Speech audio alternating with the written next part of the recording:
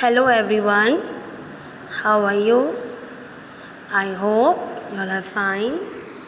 Today I am going to teach you your SST chapter, and the name of the chapter is National Festivals of India. Bharat के राष्ट्रीय पर्व। National festival का मतलब क्या होता है? राष्ट्रीय पर्व। So in this chapter I am going to teach you about the national festivals of India. So now let's start your lesson, National Festivals of India. So in this chapter, first I explain you the meaning of national festival. The meaning of national festival is festivals which are celebrated by the entire nation are called national festival. वो त्यौहार, वो पर्व जो आपका पूरा देश celebrate करता है, पूरा देश मनाता है, उन फेस्टिवल्स को हम क्या बोलते हैं? National festivals. Okay. Now in the given sentence there are some national festivals like Republic Day, Independence Day and Gandhi Jayanti. So let's talk about the first national festival of India. It's Independence Day. Independence Day का मतलब क्या होता है? स्वतंत्रता दिवस. India became independent on 15 August 1947. India जो हमारा देश है, जो भारत देश है, वो इंडिपेंडेंट मतलब स्वतंत्र तो हुआ था. कब? 15 अगस्त 1947 को.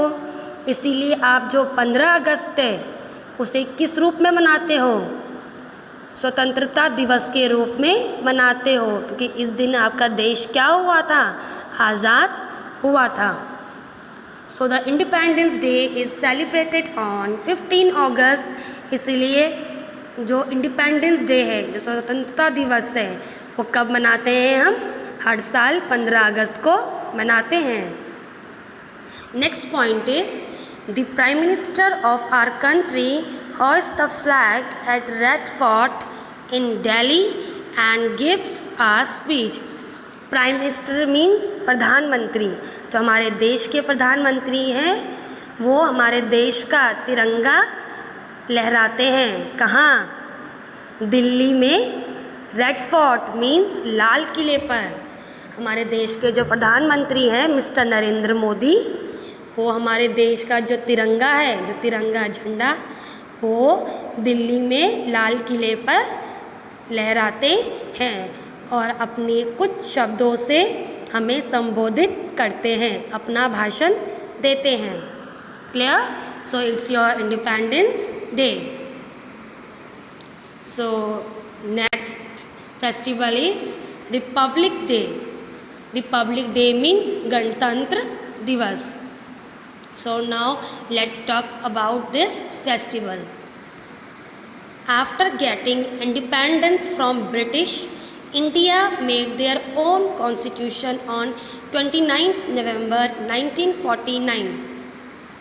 After getting independence from British मतलब अंग्रेज़ों से स्वतंत्रता प्राप्त करने के बाद भारत ने अपना क्या बनाया था?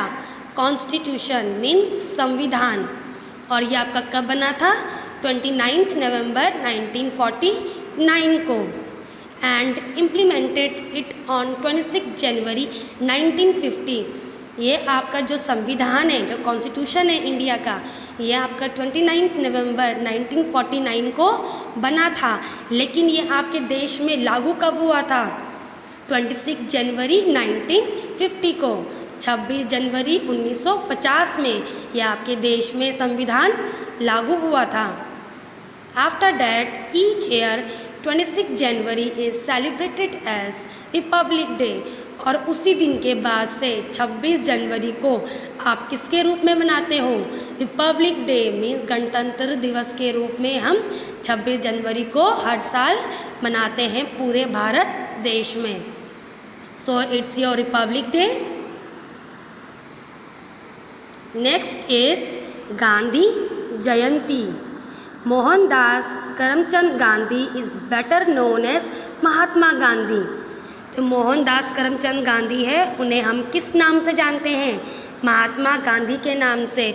मतलब जो महात्मा गांधी हैं, जिन्हें आप बापू भी कहते हैं, उनका पूरा नाम क्या है? Mohandas Karamchand Gandhi. As you can see in the picture, it's your picture of Mahatma Gandhi. He is also known as the father of the nation. Mahatma Gandhi को हम भारत देश के, आपका जो भारत है उसका हम क्या कहते हैं? राष्ट्रपिता means father of the nation. He always believed in ahimsa and fought against the British without violence. आपके जो महात्मा गांधी हैं वो किस पर विश्वास करते थे? अहिंसा पर. और इसीलिए उन्होंने अंग्रेज़ों के खिलाफ़ जब लड़ाई लड़ी थी तो वो उन्होंने बिना हिंसा करे लड़ी थी. उन्होंने बिल्कुल भी हिंसा नहीं की थी. उन्होंने आपके देश को आज़ाद करने के लिए, भारत देश को आज़ाद करने के लिए अंग्रेज़ों से जो उनके खिलाफ़ जो लड़ाई लड़ी थी, जो जंग लड़ी थी, उसमें उन्होंने बिल्कुल भी हिंसा का प्रयोग नहीं किया था, क्योंकि वो किसको प्यार करते थे? अहिंसा को, नॉन वायलेंस को. क्लियर?